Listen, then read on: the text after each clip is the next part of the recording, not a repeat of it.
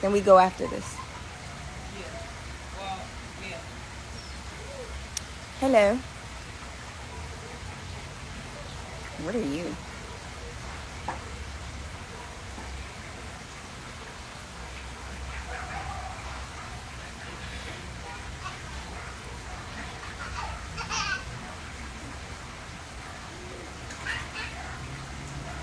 Hey everyone. Hopefully my phone doesn't overheat in the sun, because it is baking. I'm gonna give y'all some time.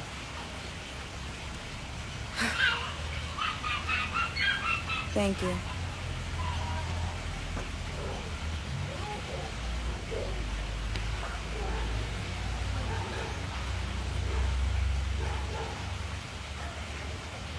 I'm gonna give y'all a few seconds, and then I'm just gonna tell you guys my story, my transformation story, and then I'm going to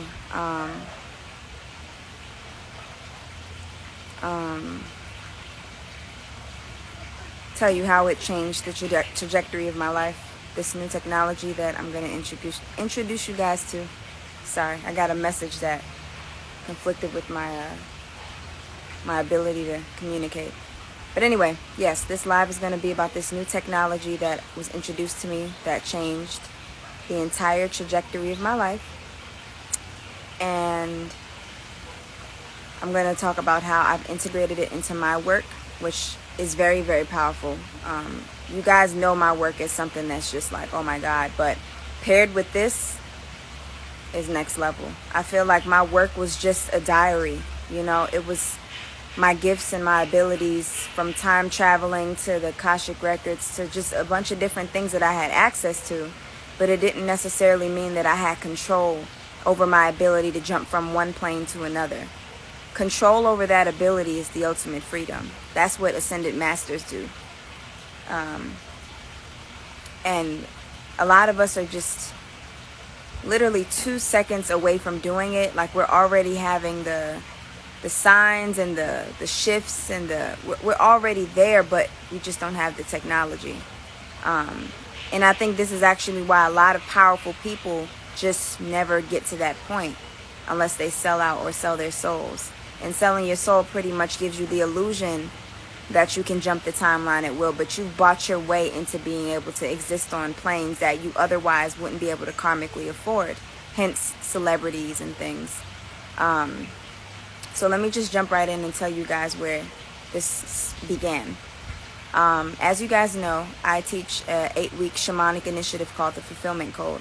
And during round one of my participants, I'm in round 3 now, but she was somebody in round 1 that was really, really profound. She kind of shook shit up. You know, the thing that I do, she did that in my initiative. So I already knew she was special, but I didn't really think too deeply into it. Fast forward, I'm in round 3 right now of the Fulfillment Code. And we've been in contact, and she's been around helping me out a little bit, you know, especially after that interference. I'm going to start using certain keywords to get you guys acclimated, but the community space thing and the defamation of character and the lies, and that's all interference from contents of my subtle body that I had not cleaned out, because many of us, whether we're gifted or not, tend to have poor subtle body hygiene, and we don't know how to maintain it. So that was actually the most spiritually unkept I've ever been in my life, if I had to guess, even in comparison to when I wasn't awake. That period where I had to take a hiatus off of Instagram, and that was the most unclean that my subtle bodies have probably ever been in my life, because not only was it things happening in my real life, but it was residues that I hadn't cleaned up prior to that situation, and it was also all of Instagram. I'm an influencer, right? All that attention, all of that energy coming at me at one time, and me accepting it and me being triggered by it, and me, you know, that's why I had to get off of Instagram at the time, because first of all, my subtle bodies weren't strong enough, and they weren't clean enough to be able to just stand within that and not care. You know, when you say to somebody, you know, ignore them, don't worry about that, don't care about them, don't care about what they think, it's not that I care about what people think, and it's not even that you care about what people think. It's just that you have residues in your subtle bodies that carry certain emotional charges and psychological attachments that bound you to that timeline or that reality. So when someone triggers you, they're conjuring an emotion based off of a prior attachment that you already have. So long as you have that in your subtle bodies, the longer anybody from anywhere, no matter what the form of the catalyst is, they'll be able to control you. After all of that, I was just in the deepest karmic limbo to date, like I said. And she pretty much cussed me out. She said, Nicole, you have a powerful technology. I've paid you tons of money. If you weren't doing something powerful, I would not have done that. You need to get your shit together. You need to get stronger. You need to start practicing. You need to start protecting yourself. You need to get your fucking shit together. And she cussed me out. Real shit. She cussed me out. And I want to put this in perspective for you guys, because some of you that have been following me for a while through my many phases of animating my subtle body residues, both positive and negative, you're under the impression that I can't take criticism, and that's not true. It's just that depending on what timeline you're on is going to dictate whether or not I'm going to take your message. For instance, if you're existing on a dense timeline and you try to tell me about myself, but you haven't even transcended the timeline that you're on, I'm not going to be prone to listen to you, okay? Because I've already traveled, from dense to high to dense to, I'm a time traveler. Many of you guys are as well, but the thing is we don't control it the way we should be able to, which is what this technology helps with. But when somebody that, my screen went black, I almost panicked. When somebody that has existed and can sustain their energy on a higher timeline comes to me and tells me about myself, I don't give any back talk. I don't give any pushback, because I can see and sense that you're coming from a place that actually matches your message. That's the only time I'm going to accept constructive criticism of any sort. If you're not embodying what you're claiming that I need to do, I'm not going to listen to you. But she was embodying it. She came with the tools. She said, you need to get your shit together. Matter of fact, here, this is what we going to do. And I was like, what was I going to say? What I was doing was not working. No matter what knowledge and wisdom I had, you could just conjure an emotion and I would just be sucked into your reality. I couldn't control the shit. And that's why I seem so irate on Instagram all the time. I would be like cussing people out or reading people for filth, or y'all be like, y'all, she's so angry. What? I'm not angry all the time, but when something in my subtle body would get triggered, be it the environment or an individual or a troll, it could be anybody from anywhere, it could be anything. It could be something that I could see or not see. I had no control. So I would be angry and I would fully inhabit that, because guess what? That goes into shadow work and how you learn the contents of your subtle body. If I didn't fully animate that stuff, and if I didn't do shadow work, and if I wasn't just embracing the trenches and the underworld the way that I was, I wouldn't even be able to stand here on this platform right now and explain this stuff to you in this grave of detail. All of that stuff of you guys saying, oh, you guys, you put these things that I only think and feel but can't put into words, you put it into words so perfectly. It's because I've explored it and I have not shamed myself or allowed the fear of others judging me in the midst of embodying that, be it negative or positive. I went there and I will keep going there, just so that I can learn and master what the fuck is going on in my subtle bodies, So she pretty much was like, we're going to do a Kundalini yoga session. And I was like, oh God, yoga. I don't fuck with yoga. No teacher that has ever brought yoga to me has been able to convince me of it in practice or in words that it's something that I should integrate into my life. Now, that doesn't negate the whole practice in and of itself. I've never been moved by yoga, period. I've done all types of yoga. So I was just like, oh, here, whatever. But I was so fucked up that I couldn't even be closed off the way I would have been had I been in better spiritual condition.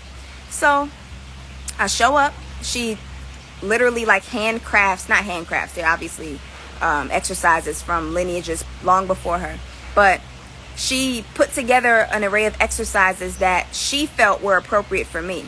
So this is where it goes back into your messenger or your teacher dictating how or if a message lands for you or if a practice lands for you. A lot of you guys will just find, and this is how it is on the artificial timeline, so I understand it. I'm not bashing any of you guys for it. But on the artificial timeline, you just go, find a doctor, book the doctor, and he just does the robotic thing. But when you're existing on more natural timelines, you have to use all three of your senses, which is your mind, your body, and your spirit. You can't just use your mind and cancel out your body and your spirit if you want to know if a messenger or a teacher is for you, right? And by for you, I mean the contents of their subtle bodies and the contents of your subtle bodies are compatible, right? That's what I used to call karmically compatible, remember? So she puts together these practices, and we do some chants, we do some mudras, we do some exercises, we do some very intense breath work for like 3 minutes straight. I'm like, oh, she's trying to fucking kill me. But luckily, my body must have sensed that I was already headed in this direction. So I've been taking boxing lately, personal training with boxing. And my stamina is significantly stronger than it would have been maybe a couple months ago. So I was able to sustain those practices the way that I wanted to. And after it, like throughout the whole thing, it's like somebody took a button and pressed fast forward.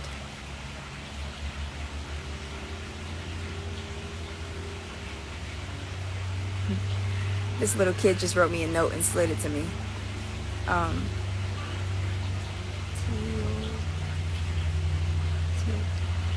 Oh, I think he wrote his name on the paper and gave it to me. But anyway, so it's like the practices pressed a fast forward button on all my karmic clearing. And it was in that moment that I was like, oh my God, like this, I could feel and sense. Let me show you guys the note. I don't want him to get all bashful on me, so this is the note. I think it's his name. It looked like it says Theodore, but maybe he spells it different, or maybe he doesn't know how to spell it yet. But it's like a button was pressed on my karmic clearing process. And in that moment, I was able to see like, yo, this would have been 5-6 more months of limbo.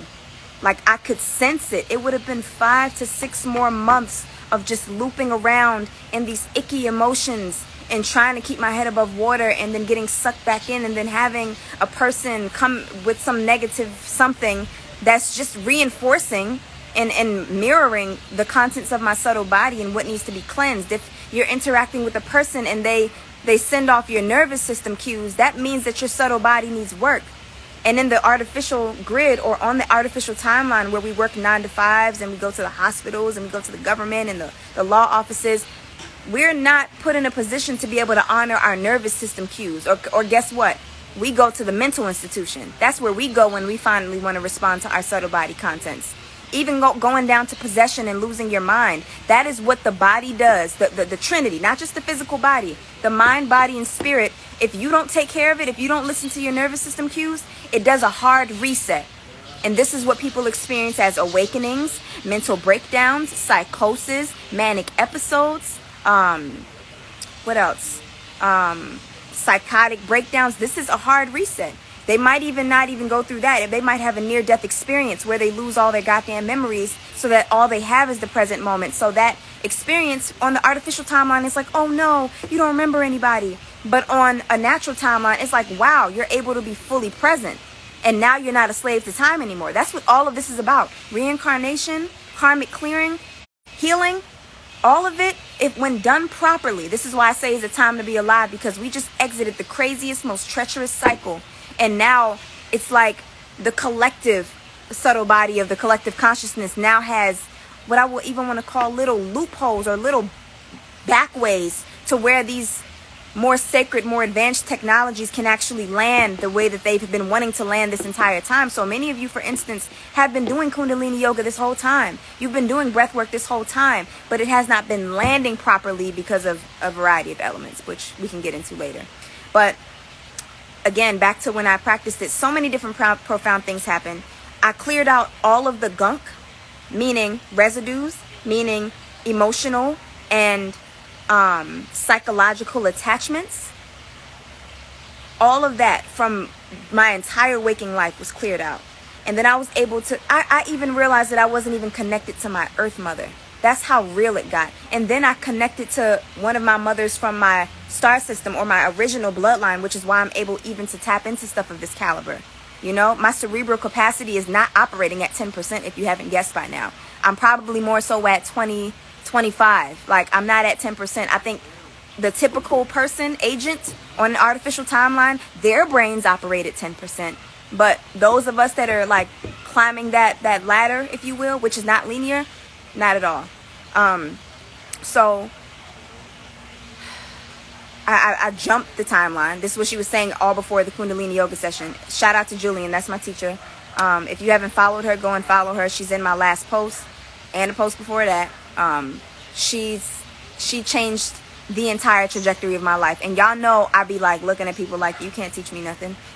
Not because you can't teach me nothing, but because whatever timeline you're on or bound to, I'm working with what timeline you're on. If I can't see that you're able to shape shift in something, you can't lead me nowhere. You're going to lead me right into the same hole that you in, and I don't want to be there with you. I already can barely control myself. So at the time, I wasn't really teachable. I would let life teach me. I would let nature teach me. People was very, very, I don't know. Like, I don't let anybody teach me. So if I'm letting this girl teach me, she's powerful. Just like Falashade, my shadow worker. She's powerful. Now, if y'all want to understand shadow work in this context, shadow work is exploring and learning the contents of your subtle body, right? So a lot of people that have practiced Kundalini yoga will say, whoa, what about people that have done Kundalini yoga prematurely and they lose their minds and they suffer from psychosis and mental illness? That's because they never even explored the contents of their subtle body. Meaning, if they didn't even know that they had these memories and these traumas, there's some people that operate in this world on the artificial timeline, if you will, that don't even know that they have all this gunk and residue going on, because they're still under the impression, when they're bound to their five senses, that this is just the way the world is. They don't know that the projection that they're experiencing in the world is literally a direct reflection of their subtle body content. So when you get to doing shadow work gives you direct intel on what is going on there. And shadow work is scary as shit the first few times. Like when you first get out of like, okay, I'm learning all these philosophical, spiritual concepts and stuff, but now I want to start really dealing with my own gunk. It's scary the first few times. The first few times you feel like you're about to get possessed. And that's because the residues in your subtle body, we identify with them. So it's like, how do you say it? Like, if they've been there for that long and you didn't even know they were there, and you've made this your personality, like, you know how some people embody their pain and like, their victimhood, and their pain and their suffering is who they literally are, and they don't want to stop it, not because they want suffering and pain and victimhood, but because that's a part of their perceived identity, and it's not. That's not reflective of their true essence. It's not reflective of the purity of their soul. It is literally the residues and the stragglers in their subtle bodies that they have no idea are there. And when they do realize that they're there and these things start to animate themselves, you start to feel like you're losing control over yourself, because now they're coming back to the forefront. So I'm going to get into that a little bit later as well.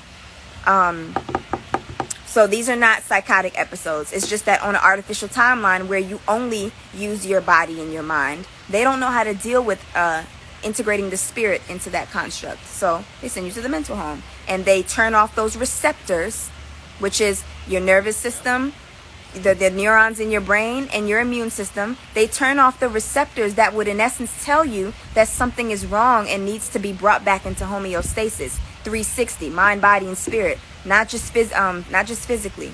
Okay, so after my session, I couldn't even tell her what the fuck just happened to me. Like, and y'all know I know how to articulate anything, but I couldn't even. She was like, "How was it?" And I was like, "You don't know what you just did." Like, and it's not even so much that the practice was just so new, because all of you guys have been doing it probably before me, but it's just that I've been doing so much work in these other realms, right? Spontaneously even, fleeting even, but nonetheless, when I'm there, when I'm activated, I go in. When I start channeling shit, that's when I'm on a higher timeline. But if something conjures an emotion in my subtle body that I'm not aware of, guess where Nicole goes back to? 2003. Yeah, timeline hopping, but not being able to control it, right? So she helped me to jump the timeline in essence and save myself probably months or years of karmic clearing. And I was just there, like me, my goals and my desires, we was right here. So I could just think something and it appears. And y'all experience this, but spontaneously, and it's fleeting. That's the fucked up part. I'm not saying that you guys have not, some of you guys have experienced this, and like, y'all are all gifted, but maintaining the shit, controlling the shit, not being controlled by it, not having it be so fleeting and so like, I'm on this higher timeline, oh, now I'm on a dense timeline. Oh, I'm on this higher timeline. Oh, now I've been yanked back to a dense timeline. Like, no. It's about subtle body strength, or subtle body activation, subtle body strength, and subtle body hygiene.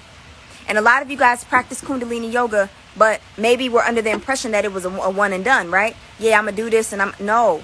You need to maintain your hygiene. It's like saying, I'm going to take a thorough bath. I'm going to soak and get all this residue and shit from up under my nails and in the crevices of my asshole and behind my ears. And you're going to just sit in that, and then you're never going to wash again. Like, you're just going to let those residues build up and just not do it for a month. By the time a month passes, guess what? You're going to stink. Those residues will have reaccumulated, and you'll be dirty again. So it's the same thing for your subtle body, which is absolutely just mind-blowing. So as a result, now, like I said, my work has been contingent on karmic clearing, ancestral clearing, channelings, shadow work. Y'all know the deal, what I've been talking about for the last 5 years. And funny enough, I even became aware of why I was even with my son's dad. When I told him about this and told him to do a session with my teacher, he pulled up a document that he showed me when we first moved to Costa Rica together. And the document broke down the scientific, like, my son's dad is on another level. He just don't know how to control the timeline hopping either, which I'm helping him with now. But he understood it from day one. And he let me, with my contaminated subtle bodies and bullshit, he let me pretty much gridlock him to the density of the timeline that I was on, right? Me and probably plenty of other people if he doesn't know how to control it in general. But he was like, yo, I was telling you about this when we first moved to Costa Rica. And I was like, you were? I probably had too much contamination to even receive it, for it to even land in the first goddamn place. He pulls up the damn document, and it breaks down exactly what I'm saying. Y'all are going to hear me say a lot of things from a karmic and spiritual and maybe even emotional point of view. But it's going to land for you, and you're going to get chills because it's still truth. It's just in a more feminine, right brain format. I guess this is what they say between divine feminine and divine masculine. He had the masculine counterpart to that. And I read it and was like, this nigga know the thing. And he was like, yo, and I was telling you, but you wasn't with me. Like, but he loved me enough to stick it out with me through all my trauma and my residues. He didn't know they were residues that needed to be cleared out, but he kind of did, because when I was with my son's dad, he was trying to make me meditate and work out. Everything I'm doing right now, he was trying to pull me to this timeline. I wasn't even in a position to jump to this timeline then. He wanted me on this timeline when we were together. But I couldn't be. I couldn't. I had too much trauma and residue. So our whole relationship was just me getting that trauma out and getting that trauma out and getting that trauma out, and even triggering some of his dormant residues, because he would just kind of put stuff on the, like, pending, like, and then operate here. And he could afford to do it, to be real. Like, he used to do it and be unbothered. But I still feel like it was healthy for him to kind of get some of those demons out, or those stragglers. But yes, he was preparing me for that. Like, everything that I'm doing now and talking about now, my son's dad was talking about that shit 5 years ago. 5 years ago. And I think it's because with the feminine, we're so emotional, right? We're so right-brained. We're so just in the chaos. Especially with subtle body uncleanliness. It's really, really hard for us to submit to the masculine. And that there's layers to that. I couldn't even begin. But yeah, he was on this way back then. So now it's like I've arrived to the timeline that he was trying to bring me to back then, and now I'm reintroducing it to him so that he can jump back to where he was and maybe even go further. So dope shit. Now let me see. And sometimes, here's another thing, what you guys call trauma bonding, sometimes you get with a partner that has the same or similar subtle body residues and gunk as you do. And it makes you feel less crazy and less alone and less out of alignment. It doesn't mean that because you found somebody with the same subtle body residues that you guys are perfect for each other. Sometimes it means you have the same subtle body contamination. And now you feel seen. You feel heard. You feel like, wow, you understand me. But they don't understand your essence. They understand your subtle body residue because they have the same, if not similar ones, right? So I was even comparing my last relationship with my son's dad. And I want to go as far as to say my son's dad knew my essence, and my ex, he knew my subtle body residue. And even all of the friends that were around me at that time, we all trauma bonded, meaning we all had subtle body residue that had common ground. So it made us feel like we could connect, like we had something in common, like we could relate, all those things. But I think that the real goal that we have is to have our essence and our true, authentic essence, our inner children, the aspects of us that are not just programs from culture and religion and all this other stuff, familial thought forms that we've just had latched onto us. Now we talk a certain way, act a certain way, have a certain body language. No, that's not you. That's residues. That's not you, right? And a lot of people don't want to walk away from their families or their friends or the environment that they're in, not because their essence wants to, but their subtle body contents does not, right? It does not. It does not want to. It does not. And by subtle body, I've had a few people from the yoga community try to say, do you know what pranayama is? Do you know what da-da-da-da? And I'm like, oh God, here we go with artificial timeline shit. Because yes, you can have yogis that only exist on artificial timelines. And that's why the goddamn practice is not landing for you. It's not landing for you because you have somebody that only exists or primarily exists on an artificial timeline trying to spit some golden shit to you, but they not even on that golden shit spiritually, or their subtle bodies aren't even clean enough for them to have that. I think it's called the golden chain or something. They don't have that. So that's why a lot of you practice it and it doesn't fucking work, or it doesn't fucking land. It doesn't mean that Kundalini yoga in and of itself doesn't work. It just means that, like I said, the contents of your subtle body and all these other factors have to be taken into great consideration, right? Now, another thing I wanted to say is, when it comes to the subtle bodies, right? Before I even knew about Kundalini yoga, I have been attuned to subtle bodies for a very long time. That's what we call empaths. That's what we call sensitive people. That's what we call psychics, right? We're attuned to subtle bodies. That's what we call mediums. Okay? Follow me here. These sensitive people, right?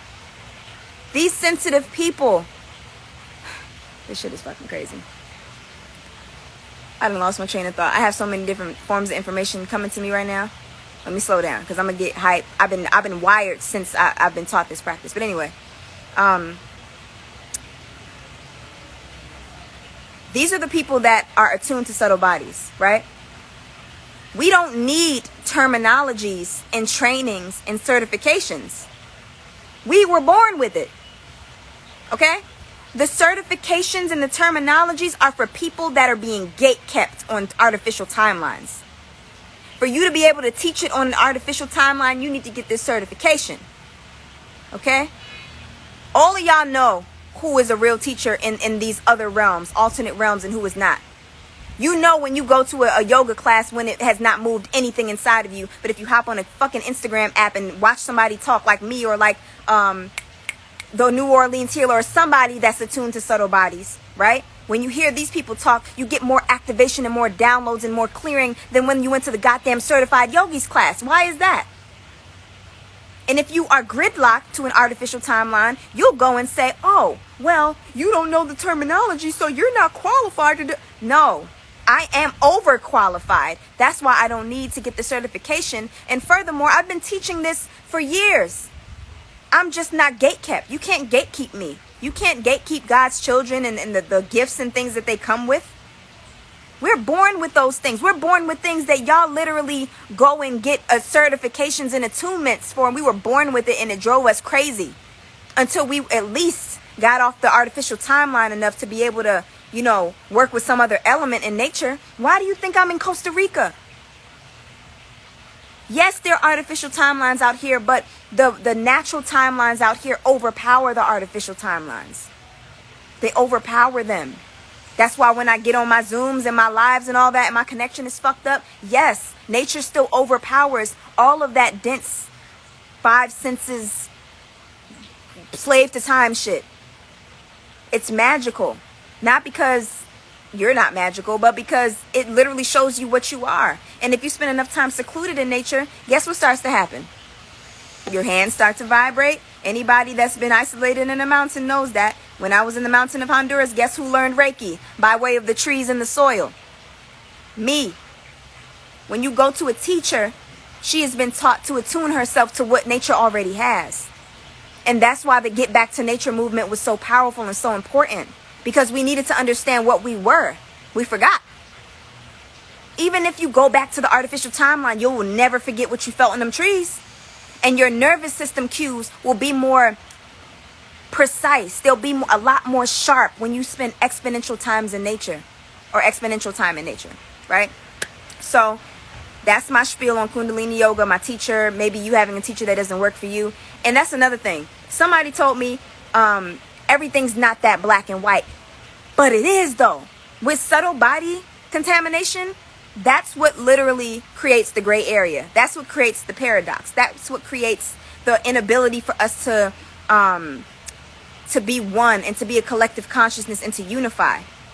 Literally, if our subtle bodies were clean, breath work, meditation, yoga, sitting in the grass, eating a vegetable, eating a fruit, all of that shit can activate you the way maybe you only think a mushroom or a psychedelic can. When your subtle bodies are clear, everything becomes a fucking acid trip. Everything. Everything. And your nervous system is your direct link. Your direct link. If you, man, the shots, the medications they give to people in the mental health care industry, pharmaceuticals, they shut off the receptors that fucking give you the signs neurologically. Am I saying that right? Neurologically. And as far as your immune system, and as far as your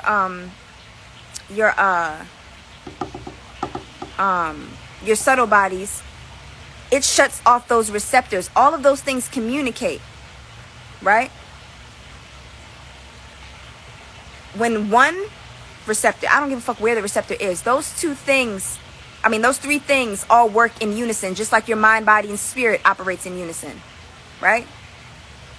When one thing is disrupted, or when a receptor is totally deactivated, which I said, I think the three shots that you need to get now, because I did a poll. Remember the poll that I did the other day when I said whoever who has got the vaccine should give me a show of hands? Most of those people got one of them. And when they get that one, they're going to feel like, oh, not that bad. Maybe I can get the 2 and the 3. No. Remember the movie Hercules? Remember when they took him from the heavens and they brought him to earth and they gave him that every last drop, but he didn't have the last drop, and that's the only reason he wasn't able or didn't become mortal, and that was the only reason he was able to tap back into his godliness by way of his heart chakra when he fell in love with Meg hoe ass. Remember that? With the 3 pills, things come in threes. It's like every last drop. So the people that I talked to that had the first shot, they're like, I have more anxiety. Some of them feel like, yeah, I'm man. But I talked to a couple more people that had relatives that had the second ones, and they're saying they're getting further away from being connected. So I feel like by the third one, that's why nobody believes that anything's wrong with it. They only got one. So it's not the one that's going to give you some people getting fucked up off the one, but it's not the one that's going to really, really tell you what it's going to do collectively. It's going to shut down. This is my theory. And y'all see this shit in the next 3 years or so. And they'll be like, oh, Nicole said that thing. And amongst the many other people that are saying it, either from a biological or a spiritual or a purely emotional standpoint, it's all the same truth. It just depends on what timeline you primarily operate on. If you are primarily on the artificial timeline, you're only going to want to hear it scientifically and intellectually. If you exist on more spiritually advanced timelines, you're going to be able to receive it emotionally and karmically. Just by way of your nervous system cues when you get chills. What do you think that is? It's the presence of a higher timeline. Now, you may not be able to jump to that timeline because of the subtle body residues that you have that's conflicting and creating interference between the timeline that you're on and that higher timeline that is available to you that you are connected to. Otherwise, you wouldn't feel chills. Imagine the system that you have operating in your body, in your being. Imagine getting no more chills. The thing that makes you have a manic episode and have a mental breakdown, imagine those receptors being turned off. Spiritual awakening where? Where? Spiritual awakening where? How are you even going to get the call? How are you even going to get the call? And guess what? Now we have the perfect AI, ladies and gentlemen. Now we can cut down on our liabilities. We don't have to have people having mental breakdowns, emotional upheavals, getting in their feelings. We don't need to have people quitting because they want to go after their spiritual soul's fulfillment. They won't even be connected to the shit. That's the perfect worker, if you ask me. That is actually brilliant if you want to sustain an artificial timeline. Take my feelings out of it. It's brilliant. Because it's a conflict to have. Let me use the episode of Black Mirrors that I saw. Remember that episode when the people from the military were eating the food and they didn't know that the food had this thing that was wiping their memory, wiping their short-term memory, or it was wiping their short-term memory so they could go back into duty. Remember that Black Mirrors episode? And they were like, it's brilliant because now we don't have to deploy new people and we can just recycle the same old people over and over again. We don't even need new employees. We can use the same ones. They won't remember shit. Their traumas will be cleared. They won't remember anything. Remember that? It's the same model. It's the same fucking model. So, this is such a powerful technology because literally it ties into everything, even down to pregnancy. Some of you guys have miscarriages because your subtle bodies are too contaminated. Too contaminated. And that baby can't carry that. Some of you guys have done a moderate enough amount of work. And then you have the baby and your labor might be super hard. Stalled labors or long labors or painful labors. Because your subtle bodies weren't cleared. And you might lose it in blood or lose it in pain or lose it in all these other ways. It even goes down to fucking pregnancy. It's man, if you just take this and reference this with everything in your life, you'll realize what's going on. So, as a result, I've created a service with just me and my teacher for subtle body cleansing, and I've integrated it into the fulfillment code. Now, if any of you guys do or don't know what the fulfillment code is, it's been an 8-week initiative that I've been doing. I've had 3 rounds. I'm in round 3 right now. I have round 4 after that in November, and then round 5 is now open for enrollment. Originally, now this is how crazy it is. Originally, the fulfillment code was just something that I was doing from a purely karmic and shamanic standpoint, right? And it was missing this technology, so I would tell you all this stuff about the karmic clearing cycle, create a formula, go 40. But without this technology, you couldn't really apply it the way that I know a lot of you guys wanted to. So I'm having a refresher for my fulfillment code people next year in Costa Rica. It will be integrated into round 4, absolutely. I had to integrate it into round 3 in real time because it just happened this week. But it will be in round 4, and it most definitely will be in round 5. And you have your shadow work session and your Kundalini yoga session also. Round 5 is included. Round 4 it's not because they're fairly new and weren't integrated into the pricing from before. So remember, the fulfillment code was... Oh, let me answer these questions. Do you think the elite who are causing damage on humanity are on artificial timelines? They're on artificial timelines, and they're bound to artificial timelines. They don't know God. That's why they say they're these spiritless, robotic, reptilian, blah, blah, blah, blah, blah. That's all they have. They don't even have the choice to operate on any other timeline. So they got to bring you to them.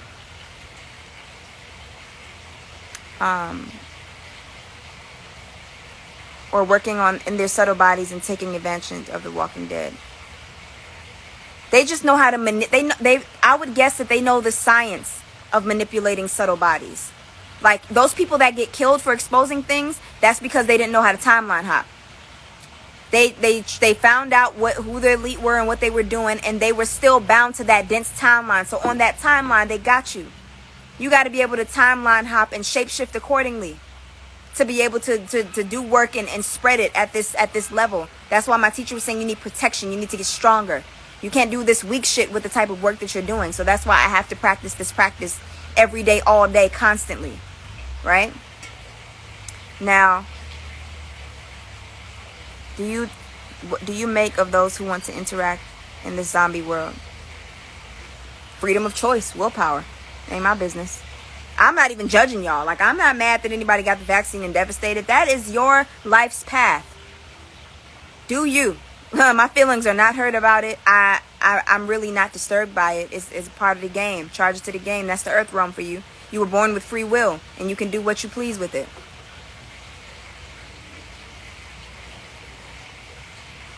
Throw them off your rhythm. This is what I meant when I said throw. Remember that channeling live? If y'all haven't watched that, go back and watch that with this subtle body stuff in perspective. Remember I did the channeling live and I said when I do crazy things, I'm trying to throw people off my scent.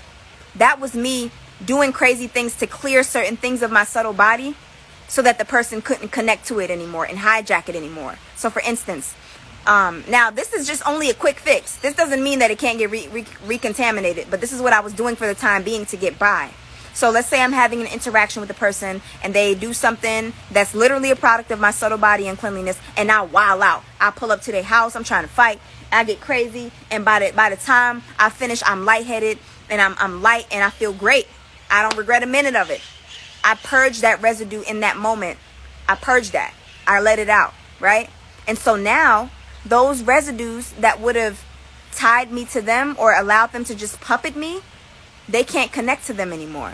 So throwing them off my scent means that they can't sniff around and find a residue anywhere that they can connect to conjure an emotion out of me that's going to have me show out, act out, be in my feelings, what have you.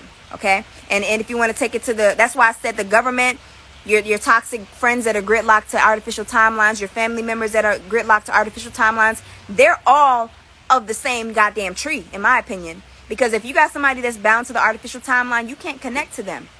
And you can't hold them responsible for knowing how to have boundaries or respect you or not be a parasite. Because think about it. On the artificial timeline, no emotions or spirituality is allowed. So the most spiritual experience that you can have is feeding off of another person.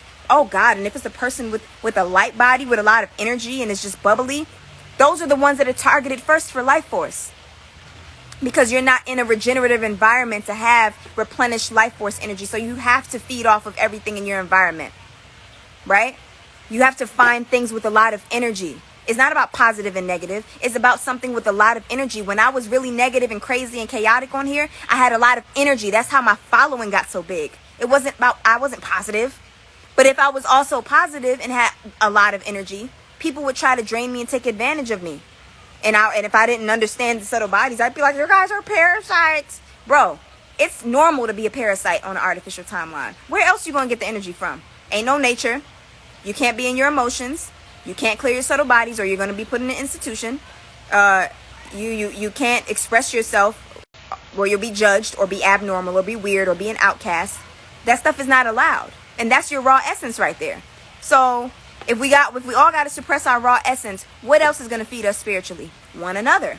It's like a toxic, weird, backwards way of being a collective consciousness. Instead of actually clearing that stuff and connecting, we connect by way of the only way that we can, which is feeding off each other, draining each other, dumping on each other, shit like that.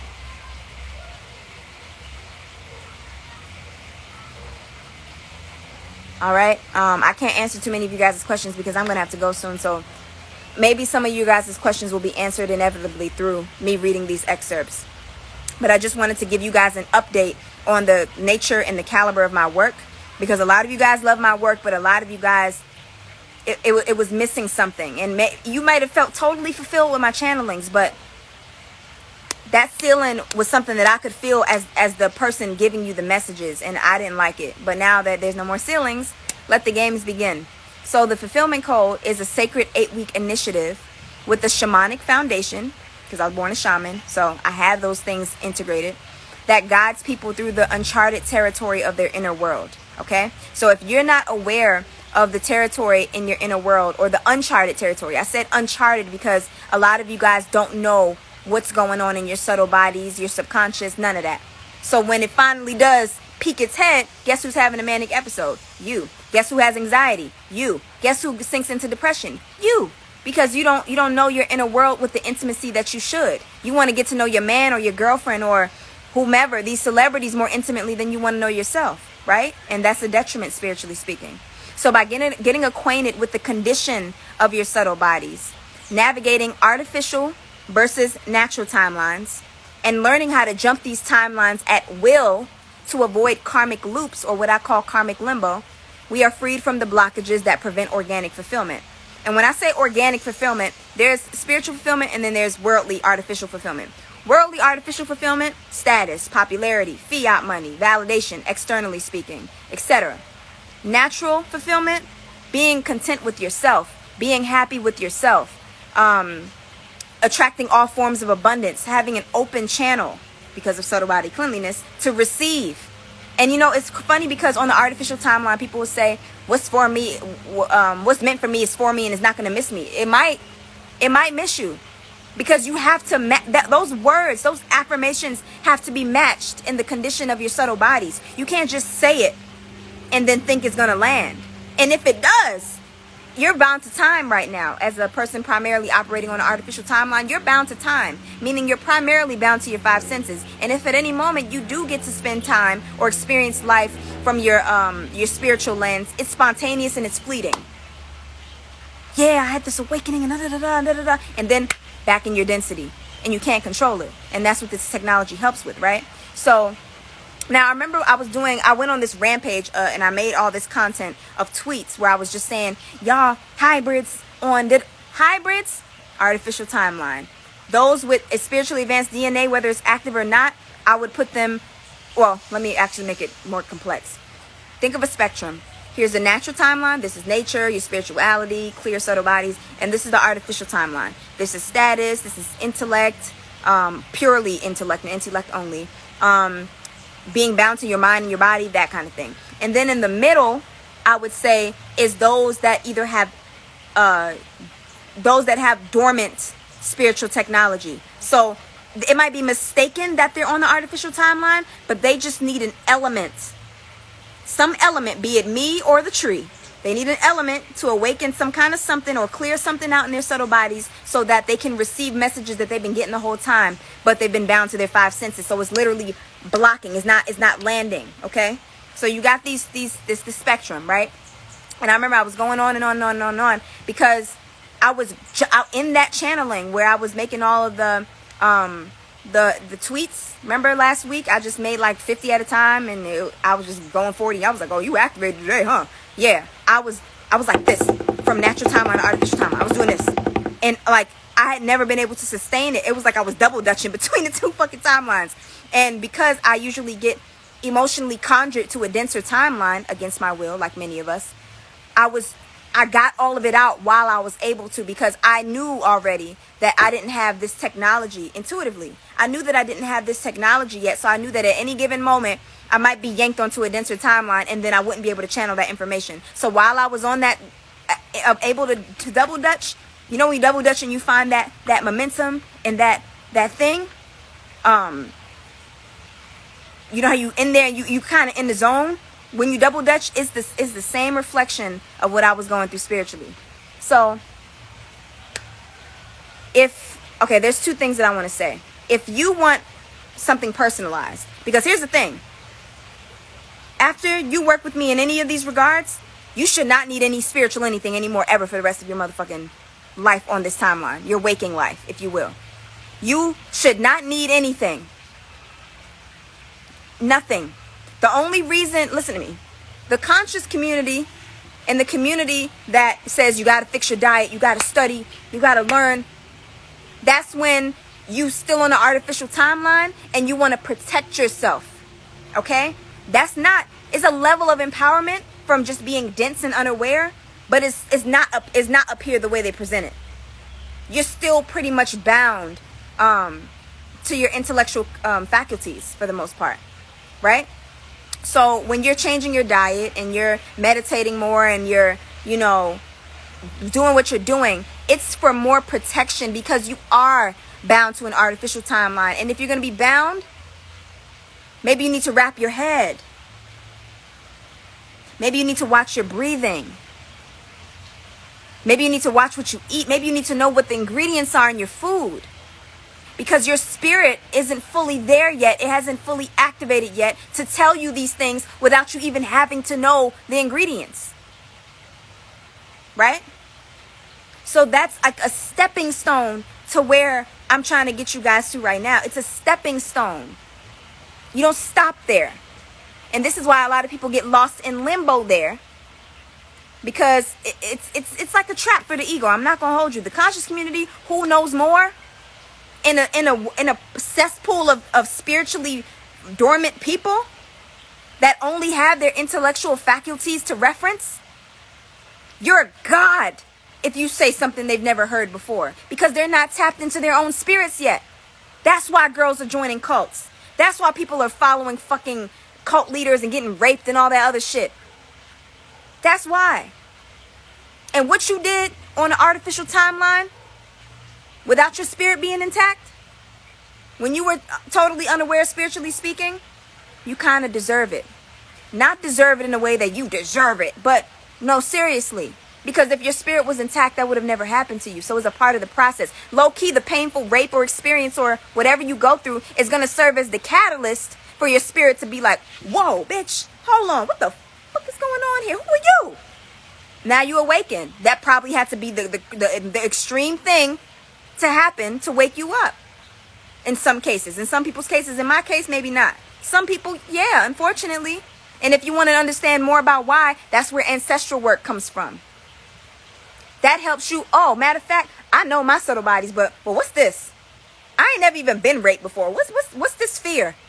How come when I'm outside I feel unsafe? Like somebody gonna shoot my house up when I never even heard a gunshot before. Yeah, that's ancestral history. And you need to learn that too. So you need to learn your subtle bodies, which is from this waking lifetime, this waking timeline. And you need to learn your ancestral inheritances. The things in your ancestors' subtle bodies that were passed on to you. Epigenetics. This is why your subtle bodies, that field, I think in science they call it a morphogenetic field. Genetic. Some people call it a magnetic field. That's why you it's like this, a push and pull. You put certain things out from your subtle body contents, and then you attract it through life experiences. And here's the other tricky thing, right? When you are outside and you have a thing in your subtle body, and you've been programmed, right, to think that you're a black person and you came from slavery and you were taken from Africa and da-da-da. Like that's what you believe. And you're on an artificial timeline, so there's no spiritual faculty to counter that thought that might not even be true for you, right? And now, these are the residues that contaminate your field. Now, here's the tricky part. Pay attention. Let's say you have an inherited thing in your subtle bodies, right? From being raped when you were 6. And then somebody says, hey, this is a conjuring. This is what conjuring is. Somebody on the news or in your classroom, your teacher says, hey, you know you were black and you were a slave and you were brought here on a boat and the slave masters used to rape you, right? Guess what subtle body residue gets triggered? And guess what binds you to that timeline? That subtle body residue. It doesn't mean that actually fucking happened. They used an emotion. They used a residue in your subtle body to conjure up an emotion to make you believe that was your timeline that you existed on. Now you believe you're black.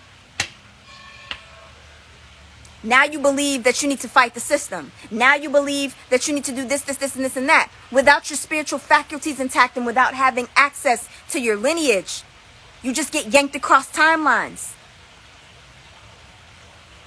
And it's not to say that what you feel isn't real. What you feel is real. But what you're being presented with on a fucking platter, hey, this is your story. And because it lands and it resonates with that subtle body contamination, that makes you feel like it's real. And they're giving you something 3D to match it. Now you feel seen and understood. Now you feel like you have something to live for and fight for. I don't want anybody to ever feel what I felt. Let's fight the government. I don't want anybody to ever feel what I felt. Fuck white people. You're not doing that because you really hate white people. You're doing it because you want to relieve yourself. That's what you're trying to do. You're trying to relieve yourself of the subtle body residue, but ain't nobody taught you how to do that. So you follow these artificial timelines that were presented to you, and you have no other reference beyond your mental faculties, and you act out that timeline. And you accumulate more residue. So now let's take it a step further. Let's say you got raped. They fed you the story on the artificial timeline that the white man raped you. Now your subtle body contamination feels validated. Now you after white people. Now, remember that feedback is like aptic feedback. Now, you're putting that out there. Now it's coming back to you. You have a magnetic field. So this is happening. Fuck white people. White person shoots you. Fuck white people. Somebody has a racist encounter with you. Fuck white people. And then you're in this limbo with that. That's karmic loop. That's karmic limbo. Until something happens, if ever. Sometimes you can carry it out and you pass that information to your motherfucking kids. Or it can break and you can be like, hold on, what are we doing here? Why are we, a lot of y'all realize that with Black Lives Matter. They tried to yank y'all onto that timeline real quick by way of your ancestral subtle body residues. Because a lot of y'all ain't even lift a nail in this lifetime. Let's be real. Y'all ain't never fought for shit. But they triggered something that you've inherited from your ancestors that are still in your subtle body. And now you're fighting for something that you weren't even fighting for last year. How'd that happen?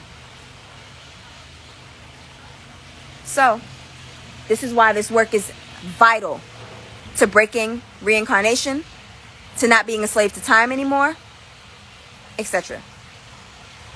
So, going back to the fulfillment code,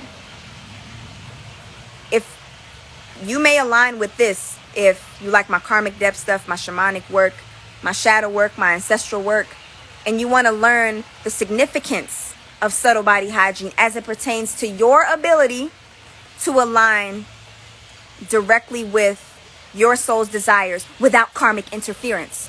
So let me give you an example. This is manifestation. Okay? This is manifestation. Now, when you want something, it can be as dense or as profound as you want it to be. When you desire something with a clear, subtle body, you're supposed to just think it and it's yours. That's where we headed, y'all, in case y'all didn't know. A lot of people romanticize it and don't know the technology or the science behind why it's not working. I knew the science, but I didn't have the technology. So the technology is what's going to plummet us inward or forward, if you will, right? Now, if you say, I want to manifest the love of my life, right? And you keep attracting ain't shit niggas, guess whose subtle bodies are fucked up? Guess whose subtle bodies are contaminated? And guess who's going to manifest a man directly from the condition of their subtle bodies? You. And amidst that, now here's the thing. The thing is not to, this is the difference between being a slave to time and not being a slave to time, right? Let me give you a scenario. You can have a subtle body contamination, say, I want to manifest the man of my dreams, God, please. Right? And then you manifest somebody that makes you feel some kind of magic, some kind of feeling, some kind of something, which is your essence, right? You're experiencing your essence and you're giving the man all the credit, for the record. That's your pure essence that you're experiencing, as a woman at least. I'm talking about women here, okay? I don't know how it is for men. We have sacral chakras that are regenerative. This is where our magic is. A lot of men that are cult leaders and womanizers, they milk women's sacral chakras, okay? Your sacral chakra is where all of your creativity and your magic and your emotional feeling capacity, inspiration, that's where what comes from your sacral chakra, okay?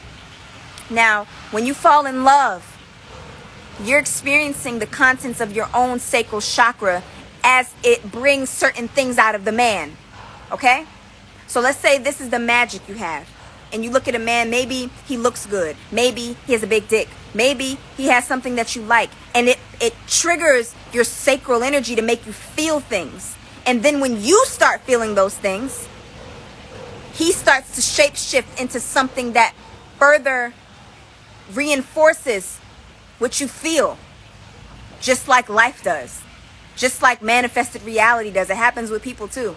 So a lot of times when we fall in love with a man, you're like, oh my God.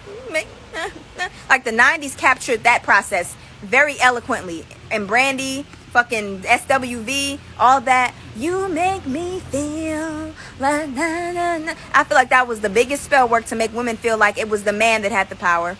Or the man reflecting our power onto us and externalizing that. But it was our own sacral power, right? So you fall in love with that, and then you get into the interaction, the honeymoon phase ends, and now you're dealt with the karmic residue. Oh yes, now your inspiration is gone and you're left with the contents of your subtle body. Let's sort through this, shall we? Now you have pain, now you have abuse, now you have all this lying and all this other stuff that is reflective of your subtle body contents, and you are prompted to clear them through this experience or not. You can blame the nigga and say he ain't shit and then do it again for the rest of your motherfucking life. Or you could have an awakening and say, what is it about me? This is a step. It ain't the step, it's a step. What is it about me that even attracted this guy? Why did I even... Right? When you have that moment, that's when you start to clear karma.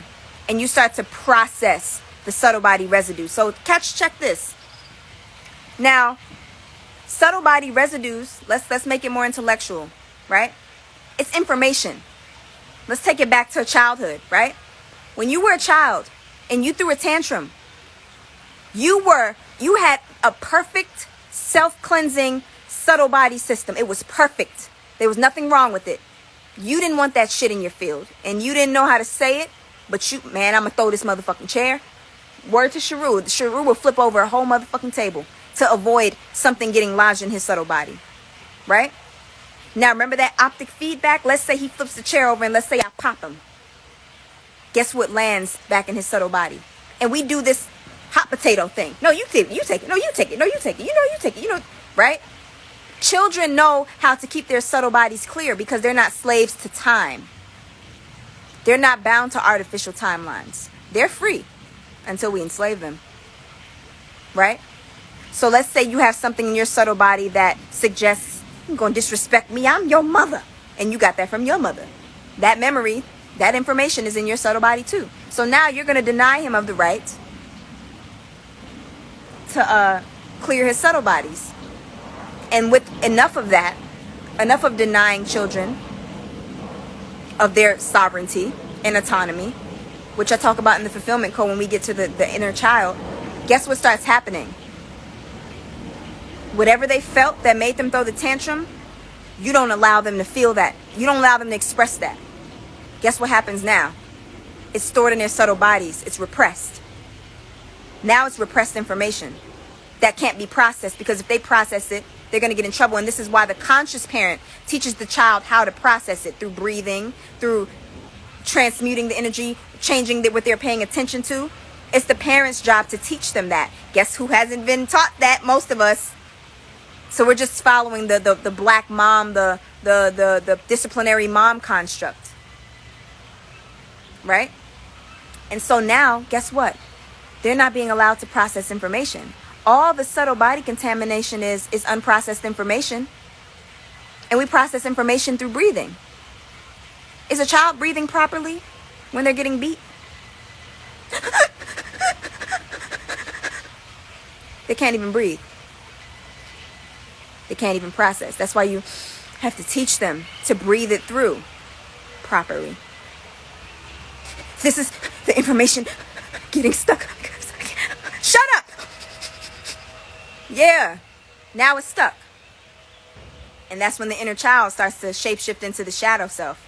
The shadow aspects that get pushed into the furthest corner of your psyche until some natural element intervenes and you have a psychotic episode and you decide to take all your motherfucking clothes off and run down the street.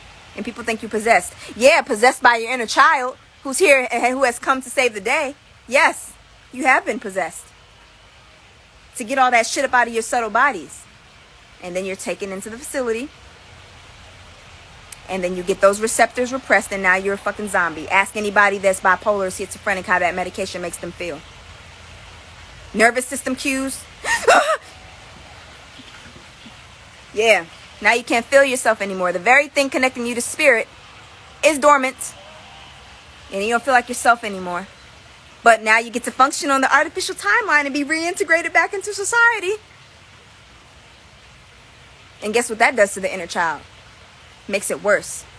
Now the episodes are sporadic. Now it's like, oh, any chance I get, I'm coming out, bitch. Because you got this medication. Let it be a 5-minute lag between now and when you take that next pill. I'm going to turn up. she just had a manic episode and she has the episodes and she starts not making sense. Are you even listening from a spiritual standpoint, or are you listening from your artificial mind? Right? So now you got your peoples that are on medications. Every time they don't have that med, guess whose inner child trying to come out? Does the inner child make sense? You're trying to make the inner child make sense now? And she starts saying things when she has her manic episodes, they don't make any sense. The inner child don't make sense. The subconscious doesn't even make sense. The subconscious doesn't even know linear time. The subconscious is where the inner child operates from primarily. It speaks in symbols, in tones, in abstract shit. What the person having the manic episode is going to say is not going to make sense. It's coming from the inner child who operates purely from the subconscious. And operating from the subconscious is what allows you to clear your subtle bodies more efficiently, because you don't have the blocks and the restrictions of the mind. The conscious mind, that is. So, this karmic interference, like I said, from these painful experiences that we have, this karmic interference, that's all negative experiences are. Karmic interference is showing you, yo, clean up on aisle 17. Clean this up if you want these interferences to stop. Do we clean them up? Nope. So interferences just keep happening. And then we're like, I'm going to isolate myself and change my number. This is my MO. I'm going to block everybody, isolate myself, and change my number. That's what I'm going to do. And you do that, and you get some temporary relief. You know, there's no residues coming in. You blocked everything that could potentially do that. But that doesn't mean that the residue is gone. All you got to do is find yourself at the right event, and that residue will be triggered. So you're just buying yourself a moment of peace by blocking everybody and cutting everybody off and changing your number. And new year, new me. I'm going to shave my head bald. Buying yourself time. You're actually making yourself more vulnerable to infiltration when you cut your hair, but that's another science. That's why they do that in the military. That's why they do that in cults, make you cut your hair. And that's why when women are having a new thing, women are shamans by birthright. So they cut their hair because that makes them really vulnerable and really just opened where they were otherwise restricted or restricting their damn selves, right? So you also may align with the fulfillment code if you're working a 9-to-5 that you don't resonate with, but you need guidance on how to navigate your way through these artificial timelines without letting them rob you spiritually, or you need to do enough karmic clearing to be able to exit them completely. Okay? So here's my thing. I would be saying things like totally against the artificial timeline because I had no control. Now I'm not biased. If you want to be on the artificial timeline, you can do both. But it takes discipline and it takes time. Some of us want to exit it completely. Shit, fuck it. Fuck it all together. Let it crash and burn. Either way, this technology helps with both sides. Some of y'all are like, but I love my family and I like my aunt. She's funny as fuck. I love her to death. You don't have to cut your aunt off to fucking spiritually evolve. You have to strengthen your subtle bodies. Then you can be all around them, vaccinated or not. But if you don't strengthen your shit, you're prone to infiltration and being affected in ways that you probably couldn't have planned for. So it helps with that. Now, point 3. You might like the fulfillment code if you suffer from anxiety, depression, or perceived mental illness and want to understand the shamanic or psychospiritual perspective of what is going on. 1. What emotions are being conjured without your conscious awareness. 2. And 3, how to cut those cords for emotional and mental peace. So remember, your subtle body contains emotional attachments and psychological attachments. Those are psychological or mental and emotional fields your subtle bodies are, okay? Now, think about when you go to a spiritualist and you're like, I want to cut a cord, right? These psychological attachments and these emotional attachments are cords. Let's say in your mind you felt like, yo, I loved him and we were supposed to be together forever. And that's why it hurts so bad. That's a psychological attachment. And then the love that we made and he used to fuck me so good and the way he kissed me and stared into my eyes. That's an emotional attachment. So to cut those cords, not temporarily, but permanently, you have to clear your subtle bodies because that's what the cords are tied to. That's also why, let me give you guys a more micro level example. When you get over your nigga or you get over your boyfriend, right? And he can feel it because that cord has been cut, because you've really moved on, and it's reflected in your subtle body because you've done some kind of karmic clearing, whether you realize that's what you were doing or not, and he hits you up, hey, what's up, long time.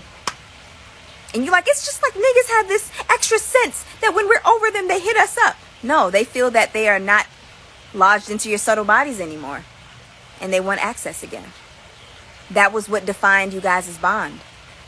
And if there's also other subtle body stragglers from ancestral things, they might find a little loophole, a little void there that might not have been the same void that they bonded with you on the first go round, but this go round you still got a little bit of so they're gonna try to squiggle up in there and get up in that, right?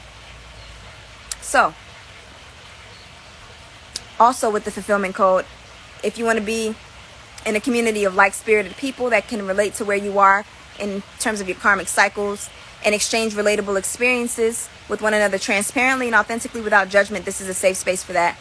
I don't do shade, okay? I don't condone shade. I don't condone you projecting your subtle body shit on other people.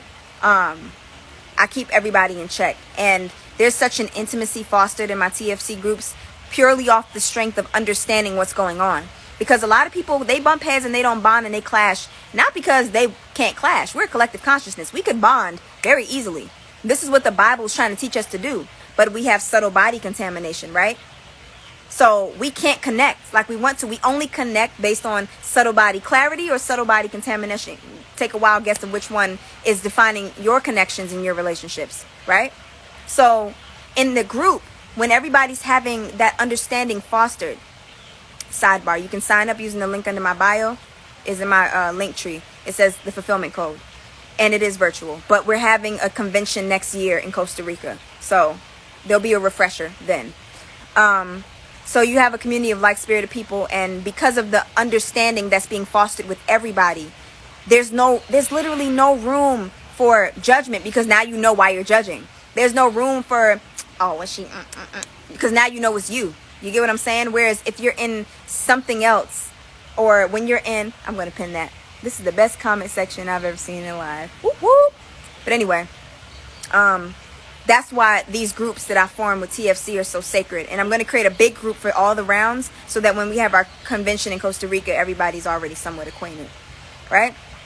Now, lastly, you will align with TFC. When I say TFC, I mean the fulfillment code. If your overall goal is to be sovereign, but your need for money, your fear of running out of time, this means you're a slave to time, because you can't run out of time if you're not a slave to time, and societal pressures, artificial timelines, have contaminated your subtle body, creating perceived blockages, right? And your ability to embody your truth and align with all associated manifestations. So when you can't, again, connect directly to, right? Let me take it back to the Bible. That's what I want to talk about. When the Bible says, love thy brother and thy sister like this, that, and you're like, bitch, that bitch get on my nerves. I ain't finna. And you go against, it feels like you're going against yourself, right? You're going against the information in your subtle bodies. You have subtle body residue. You have trauma. Trauma is subtle body residue. So until that's cleared, you ain't even going to be able to connect to her essence, because you ain't even connected to your essence fully. You think your essence is the goddamn subtle body contamination. So guess how that unfolds when it comes to social interactions. But when we clear that, let's say I've cleared mine and you've cleared yours, I can meet you. We can meet each other at our pure inner childlike essence. You know how kids come together and they're like 3 or 2 and they're just like, oh, and they're just poking it. You think they give a fuck that they skin color a certain way and they clothes look a certain way, and it's not until they reach like 5, 6, 7 that they're starting to be like, I don't want to be your friend because I like this and you like that, right? From shit that their parents then passed down to them. But in their purity, when the subconscious is alive and thriving between about 1 and 3 or 4, it really severs at 7. But 3 and 4, I find, are the most magical years of the subconscious with the child. They only see through the subconscious lens. I actually remember my vision before I started having vision of the artificial timeline. Like, I remember all the patterns that I used to see, all the subconscious patterns. And then my aunt would be like, Nicole, and I'll be like this, and then shoot, that's when we start defining, what color is this? Purple, yay! What shape is this? A square? You're literally creating the grid, the artificial grid for them to identify with and exist on. Otherwise, they'll be dropping their bodies and shape-shifting and doing all this magical shit, right? So when you even put them on a schedule, that's teaching them, grooming them to be slaves to time. That's why I did not want to put my son on the schedule. I would not do it. I didn't know why I didn't want to do it. It was a spiritual thing, some intelligence. But I did not want him to be waking up at no certain time. I wanted him to wake up when the fuck he wanted to wake up. Because that's what teaches him how to take care of his own nervous system, his own body's cues, right? I didn't want him to be bound like that. And this is why homeschooling is so good. So, I have a formula that I've put in the fulfillment code that it literally shows you an outline of your karmic clearing cycles as it pertains to your subtle bodies. Let me flip my camera real quick to show you what it looks like. So I'm going to post it later, but it looks like this. So it's karmic clearing cycles as it pertains to your subtle bodies. So you got karmic limbo, which is where most people exist at. Then you got the onset of your initiation into deeper or higher levels of consciousness. You're prompted to make a sacrifice, or a sacrifice makes itself if you're too stubborn. Reset, death of the artificial self and rebirth of the authentic essence. And then you have altar offerings, subtle body hygiene. So that's, you remember when I would tell you guys the real subtle body, the real altar is your mind, body, and spirit. Your mind, body, and spirit has to be intact for you to keep your subtle body hygiene up to par. It's a threefold thing, literally. So, not even just your body, your mind, body, and your spirit. You can treat your body like an altar, but your mind can still be a dumpster. You can treat your mind and body like your altar, but your spirit can still be a dumpster. You know, so it has to be threefold. So that's the formula that we follow in TFC. So to give you an excerpt a bit, this formula will help you understand the ebb and flow of your own karmic cycles as well as what phase you are in at this present moment, right? This formula will also serve to make you aware of the spiritual maintenance required at each level of karmic clearing, okay? The spiritual maintenance required at each level of karmic clearing in order to release subtle body residues to enough of an extent that you no longer identify with them so deeply. So when you start doing this, it's not limited to women. It's just tailored to women because I feel like women are the tastemakers. So if we change, y'all change. So, but I have a man in round 3 right now. So when you start to be able to see the difference between your subtle bodies and your identity, that's when you can start getting into deeper work because you're not identifying with your pain, which is going to take away that inability for you to let go of certain things because you think it's you. You don't want to let go of you because it's going to feel like death and it's going to scare you. But that has to die, right? So when these residues fail to be released, we loop back into karmic loops or karmic limbos or karmic cycles that we've already been through. I know y'all familiar with that. And due to our ignorance around this process, which is why the formula is there, so you have a visual representation, we tend to unconsciously allow fear to be invoked. That's a conjuring from the news, from the relative, from the family member, from the lover, from the friend, from the social media. That's invocation. It's still a very spiritual thing. Instagram in and of itself is artificial, but we're still spiritual beings. So those spiritual things that we do in real life can happen on Instagram. It's just a virtual microcosm, if you will. So, that fear will be invoked when it comes to aligning with what your heart truly desires in this timeline. So when that fear can just be invoked on a whim, you get snatched off the timeline that would align you with what you ideally want. So when an individual exists primarily on artificial timelines or unnatural grids, they often find themselves in predicaments where they are bound to their 5 senses. So remember when I told you guys in my channeling live where I said your ancestors would take away your gifts, or you would just lose your gifts, like you would go into a certain reality and it was dense and it would be like you're not dreaming, you're not having visions, you're not having premonitions, and it's like you get locked out of your gifts, right? That's when you're bound to your 5 senses. So you're like gridlocked for the time being until something else happens where you can start doing the karmic clearing necessary to hold that. You shouldn't be losing your gifts. You shouldn't be sacrificing, compromising your gifts to exist on any timeline, period. Right? Which makes them, for the time being, void of spirit. So when you're locked out of your gifts, spirit can't guide you. And that's when you find yourself with fuck niggas and fuck girls and fake friends. And you're like, I'm a highly evolved spiritual being. I know I'm gifted. And I did all this magical shit. I remember, how the fuck did I land myself in an abusive relationship where I'm getting my head knocked off? How did I get here? Right?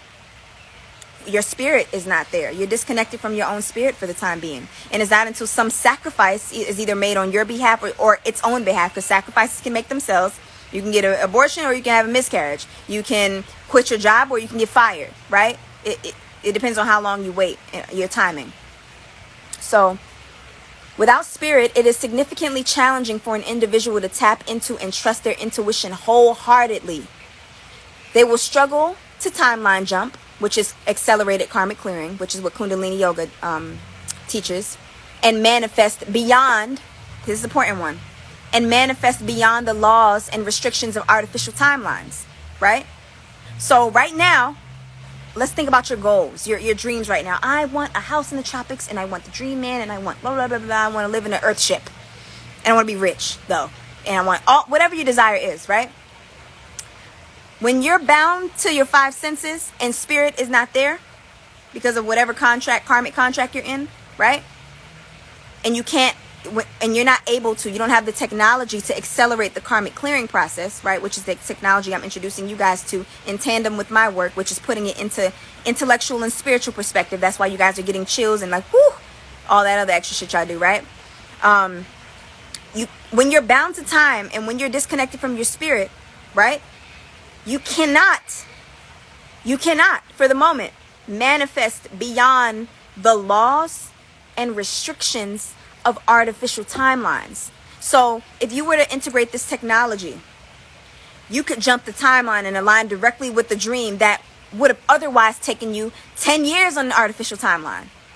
Because you got to clear this karma, and you got to clear that karma, and you got to clear that residue through this situation and go through this situation to clear that karma, and then you got to go through 70 traumatic situations or painful or inconvenient situations before you, and let's say let's say this is a rarity, but you just keep showing up. Nah, I'm gonna keep swinging back. I'm gonna keep swinging back. I'm gonna keep swinging back. I'm gonna keep doing the work. Let's say you one of those, right? Which most people are not, but some are, right?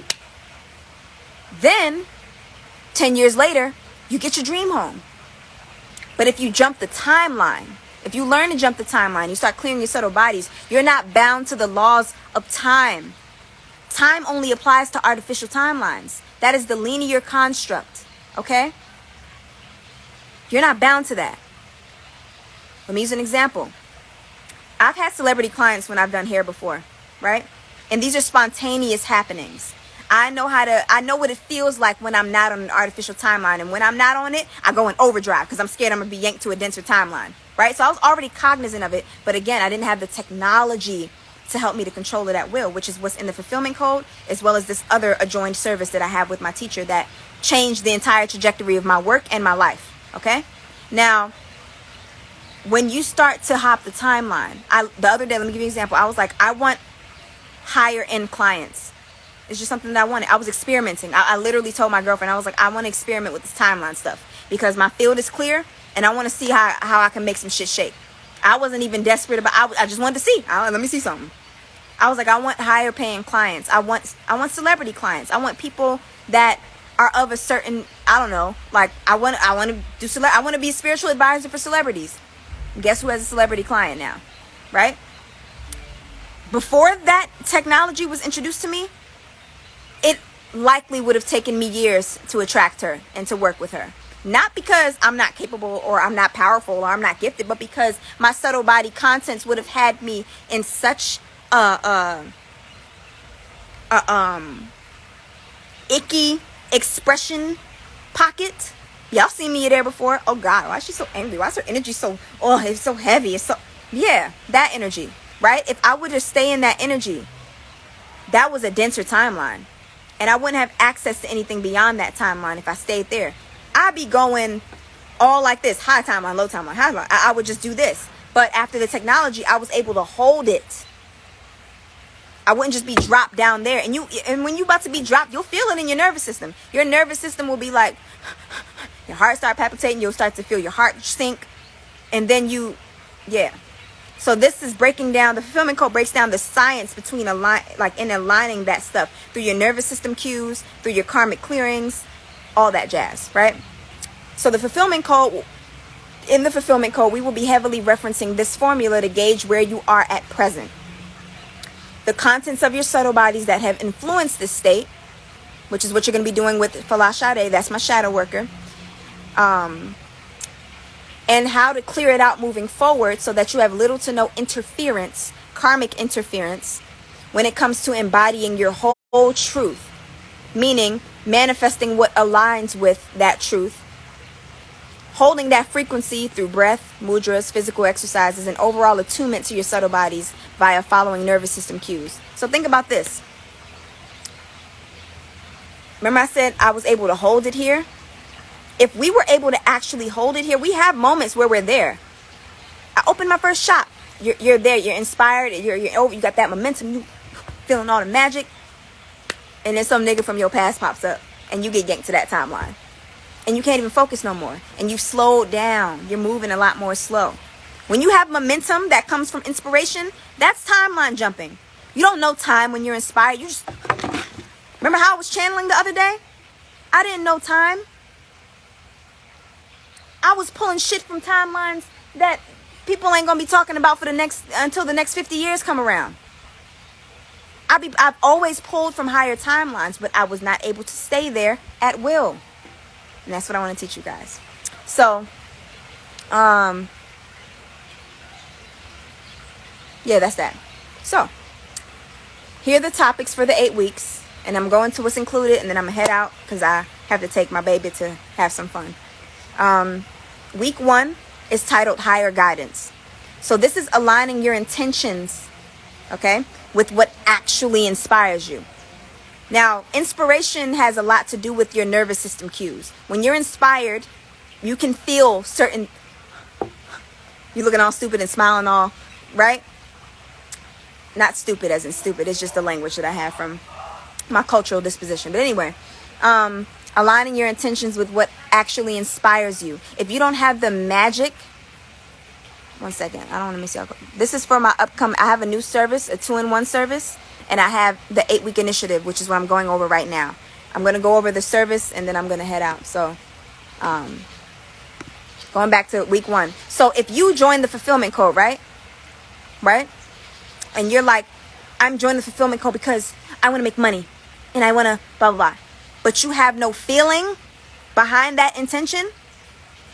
Guess who's not going to get anything out of TFC? I mean, you might learn something. And it's going to feel like this live. This live is powerful. But it's not going to land the way you want it to. Because you didn't enter the initiative based off of inspiration. You entered based off of artificial timeline desires. Which don't have a charge to connect you to that timeline that you desire. Right? And the fulfillment code is tailored to connecting you and helping you sustain that timeline. But if you didn't enter off the strength of wanting to connect or being connected to that timeline by a raw inspiration, then you're not being guided by something higher. Okay? That's what higher guidance is. Your ancestors, your guides, all that stuff. That is what you get access to when your subtle bodies are crystal clear. Even if it's just for a day or for a week or whatever, however long it lasts. So week 2 is Psychospiritual resources. This is all my previous lives, previous workbooks, previous content, previous infographics, etc. And that's where you'll always be going back to say, okay, it's week 5, go to the resource hub and find this video, watch it. And then when we come for our webinar, this is what we're going to talk about. And I'm going to put it in context with subtle bodies and things so that you can understand it. You're going to get the blueprint.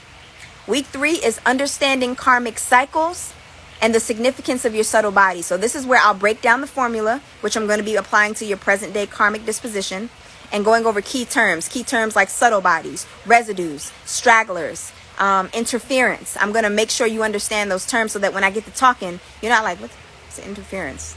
You're going to understand the context, because without context, shit usually goes over people's heads. Week 4 is identity sovereignty, okay? Yes, you got it. So triggers are from your subtle body contents. So when you get triggered, it's not to follow the trigger down a dense timeline. When you start to control it, you'll realize that it's something in your subtle body that's connecting. And it's only connecting because of that presence. And you got to get rid of that interference, or not that interference. You got to get rid of that residue so that people won't be able to trigger you. You only get triggered because your subtle bodies are contaminated. But if they're not contaminated, people are just going to be saying shit. It's going to be flying off your shoulders like this. And then it's going to have a boomerang effect, and it's going to bounce back onto them, and it's going to make the contamination that they tried to project onto you a lot heavier than it was before, because it's going to come back to them, right? This is what witches do when they send the spell back to a person. Witchcraft is not that magical and hocus pocus. We do it every day. They just make a deliberate, conscious practice of it. It's not that serious. Identity, sovereignty. So remember, I said you start to identify with the contents of your subtle body. So when you start to separate your true core essence, your authentic essence, from your artificial essence, which are the subtle bodies and the things that aren't you, right? This is where I introduce subtle body attunement and nervous system cues. So this is where you have to start following your nervous system cues. And that's going to help you to have a direct bird's eye view of what's going on in your subtle bodies, right? And week 5 is your relationship with time. So this is actually the week that I'm on right now with round 3.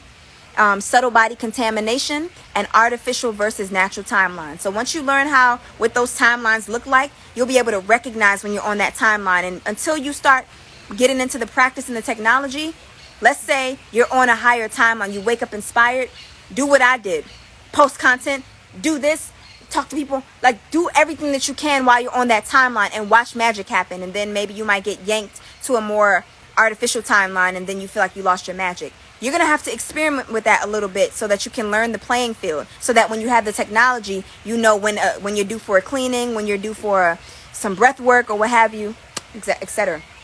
Week 6, my favorite week, is Shadow Work 101. This is reparenting your inner child, and shadow aspects reflecting repressed nervous system cues. So remember earlier in this live where I was talking about when children throw tantrums, that's their underdeveloped way. We have to teach them as the parents, but that's their underdeveloped way of keeping their subtle bodies clear. But we as parents, we step in and we teach them repression. Don't you talk to me like that, sit down, and da da da, blah blah blah. And now they develop shadow aspects. Now they start doing evil shit, right?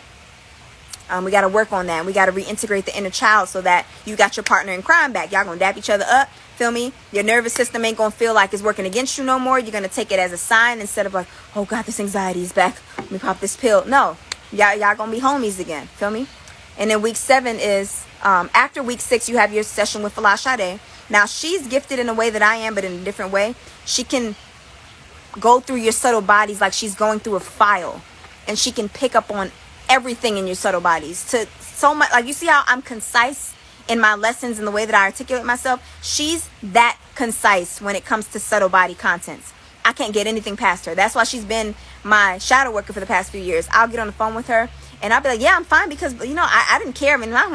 And she'll be like, when you said you didn't care, you looked over there, and then and she'll just go there, and you'll be like, it's not invasive though. That's why I collaborated with her on this, because she's not invasive. She's not, let me tell you about yourself and read you for filth. Like that.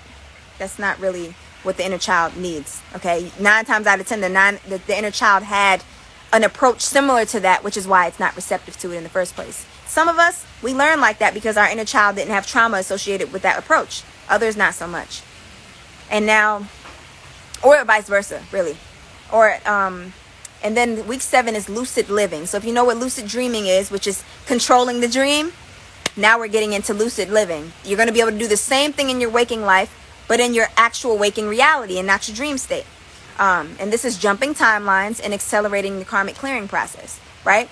I almost would go as far as to say the same principle applies to the dream realm, in the sense that if you can't control your dreams, you still have very little stake or real estate over your subconscious. So that's why it gets to just be on autopilot and play with a bunch of subtleties and create your dreams for you, but you can't really control it. And then you start to be able to control it. So in your waking life and in your dream life, once you start getting more control, it's reflective of how much control you're getting over your subconscious and how much you're becoming conscious of your subtle body conscious and reclaiming autonomy in that regard.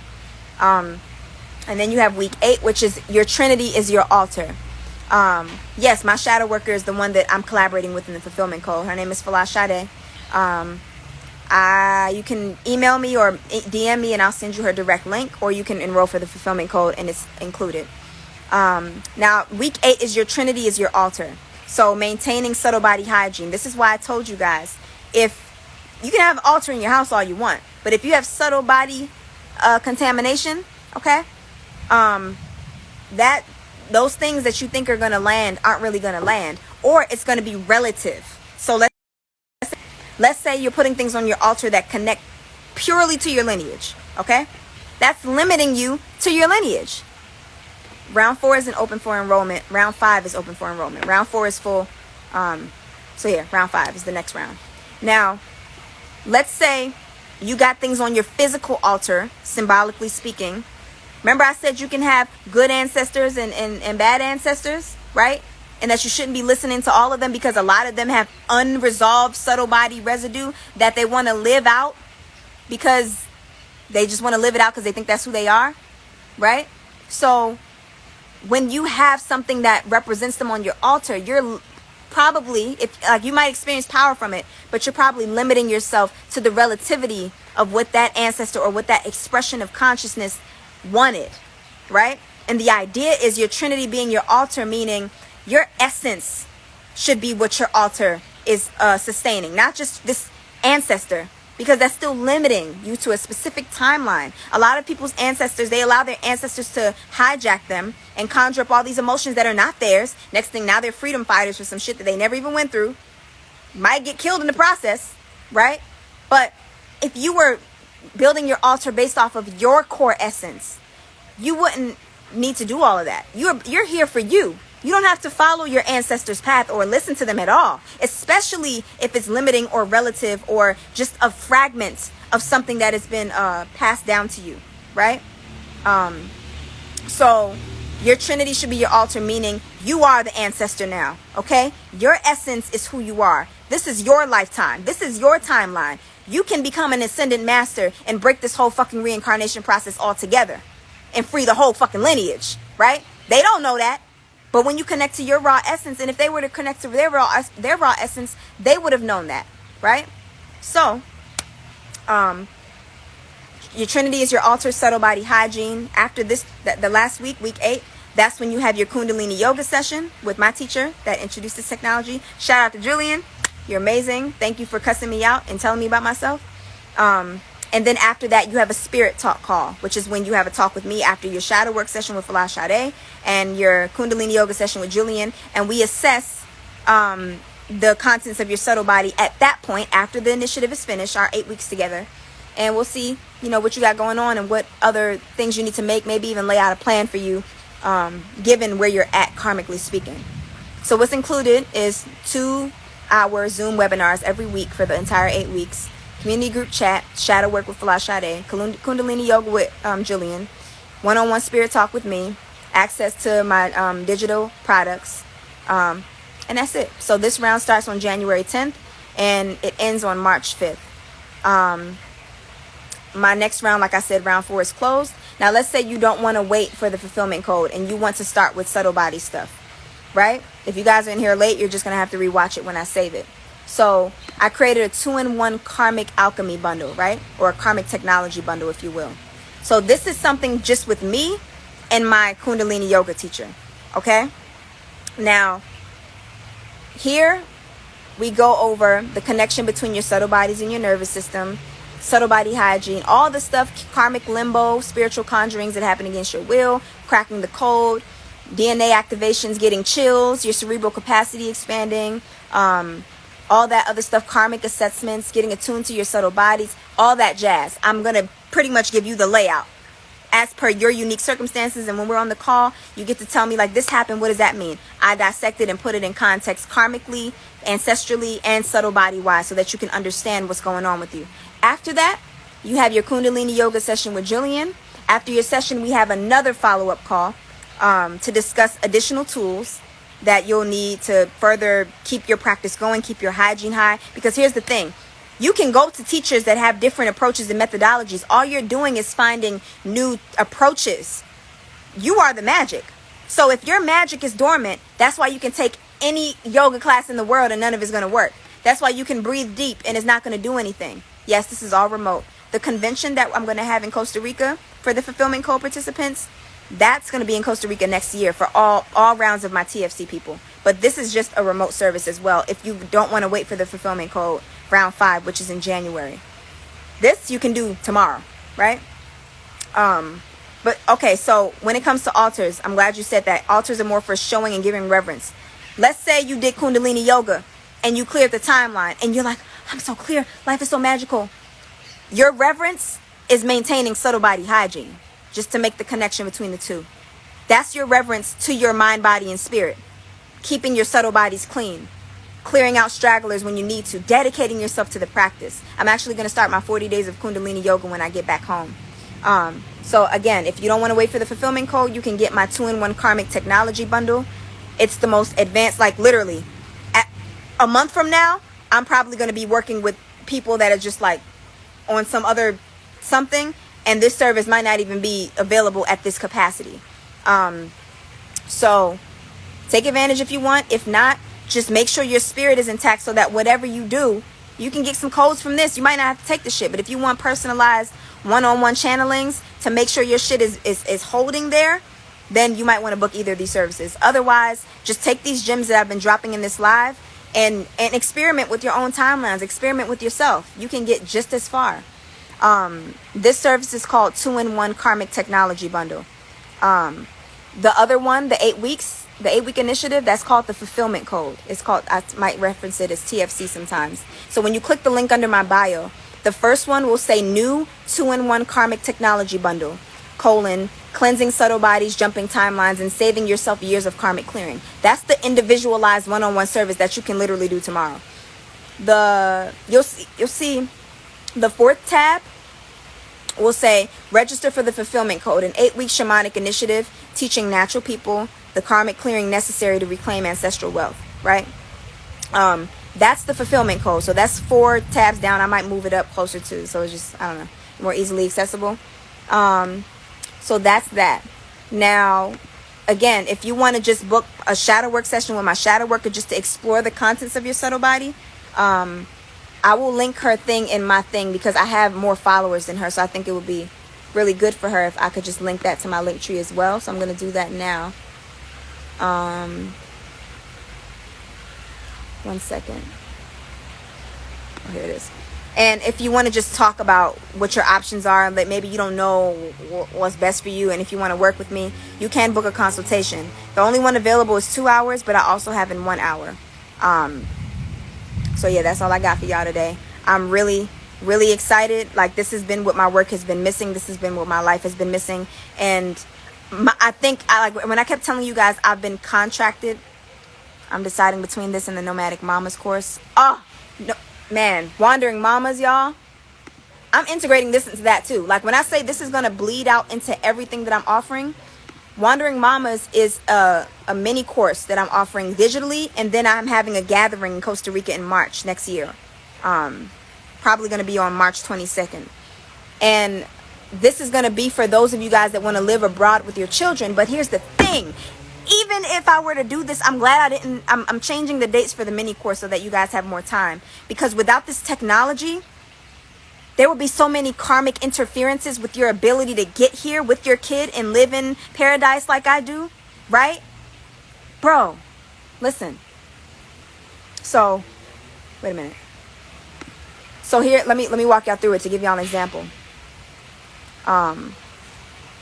Yeah, wait for me to do the Wandering Mamas gathering. That's not on my site yet. The only thing that you can book right now is Wandering Mamas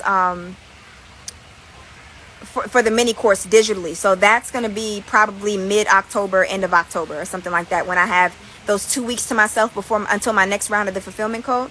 And then the next one will be November 8th to November 13th. I'm going to try to keep these constant because I really, really am so passionate about working with the mothers with the babies, and this is where nation building begins. But we cannot nation build with subtle body contamination. I don't give a fuck. That's why nothing works. You want to know why community building doesn't work? You want to know why my community project fell apart? You want to know why I couldn't have sisterhood with any old woman, which is supposed to be possible? Subtle body contamination. We have to do our part. We have to do our due diligence. We have to, okay?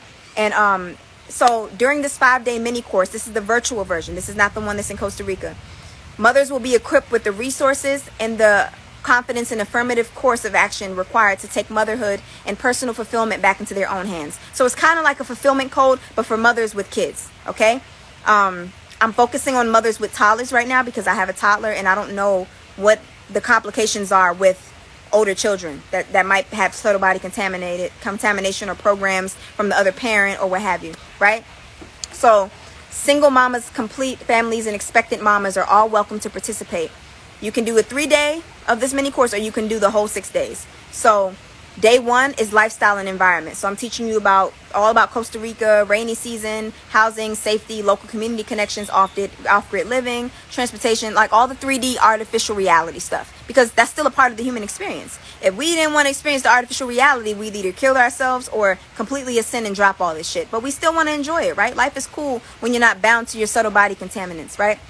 Day 2, child development. I'm putting you on to the homeschooling, unschooling, public education, daycare, extracurricular activities, Day 3, health and wellness, organic markets, wild and forage foods, alkaline food options, local farmers, midwifery, and doulas. These are all tools that I've used to be an autonomous mama on an otherwise artificial timeline. Not so artificial that I'm having to take shots and shit, which is why I'm out here, because nature still has its stake, right? Now, if they were to turn the place that I was living into a technological utopia, I might have to move, because I'm rocking with wherever there's primarily nature, right? Government and culture. So this is residency qualifications, visa requirements, locations in Costa Rica, cultural barriers, modern amenities, resources, all that other good stuff. And then day 5 is traveling, baby travel essentials. So when you're traveling abroad and all that stuff, I'm teaching you what is necessary, like if you never even traveled with your kid. And day 6 is income and investment. So this is getting into remote working like I do, currency exchange, purchasing plots of land, property, and local business opportunities. So you're getting all of the artificial resources, but your subtle bodies need to be cleansed so that you can take full advantage of the 3D resources that I'm going to be giving you. Okay? And so then I'm probably going to do a call with you guys thereafter. That'll be discounted, obviously. And then when you come for the Wandering Mamas thing, I'm going to ask Julian if she can come out for that too. And I'm going to have some child care practitioners that come that aren't mothers, that specialize in certain child development things, like what I was telling you about with the trauma responses and conscious parenting tools. And I'm inviting some conscious parenting practitioners and childhood specialists to come, so that any mothers that are still operating primarily from certain subtle bodies, you can like literally experiment with your child and try this new methodology, so that when it comes time for your children to be able to operate from clear subtle bodies and things like that, you have the tools as the parent to be able to give it to them. So that's Wandering Mamas.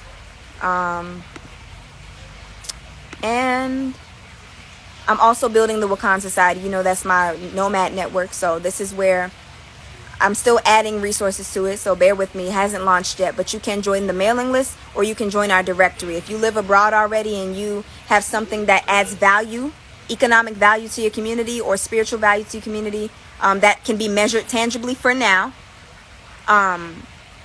you can join our directory as a resource for prospective nomads. But if you're just a nomad and you want access to resources in a variety of countries, then you're just going to join the mailing list, so that when we launch, you'll have a plethora of resources in whatever country. It could be Costa Rica, it can be Jamaica, it can be Africa, it can be Belize. Anybody that I have that can offer you some kind of resources, you can do that. But subtle body cleanliness is also important in this regard, because when you do this work, you don't want to align yourself. Like, I might connect you to a country, you might have all the 3D resources, and you might feel like it's tangible because now you have the resources. That's artificial timeline shit. You want to make sure that you're not manifesting something painful and inconvenient and all these interferences that literally prevent you from just making a smooth transition to wherever you're going, and not having these traumatic experience manifest or assume form because your subtle bodies are contaminated. So that's all I got for you guys today. I'm going to go. Like I said, click the link under my bio. You can do the 2-in-1 session. I'm going to add Falashade, my shadow worker, to my Linktree link. And the fulfillment code, Wandering Mamas, everything that I discussed on this live is in my Linktree link. Thank you guys for having me. This was really fulfilling to do. I'm excited to work with you guys. Like, I'm literally like this in the corner, and my girlfriend be looking at me like, bitch, calm down. And I did a semi-session today. I hadn't done a Kundalini yoga session since my last session, but I did like a semi-session today, and I only did the chants and some exercises with some breath work, and I didn't even do the full thing. The full thing is like an hour and some change, you know? So it's a really, really, really, really, really, really, really powerful technology. Okay? So I'll see you guys around. I'll try to make content, but I'll probably be busy with this stuff because I'm just so stoked. If you want to read some excerpts on each week of the fulfillment code, I added them to my story today with some really pretty content. So check that out, because I live for pretty content with the colors and the pizzazz. And so, yeah, I'll see you guys around.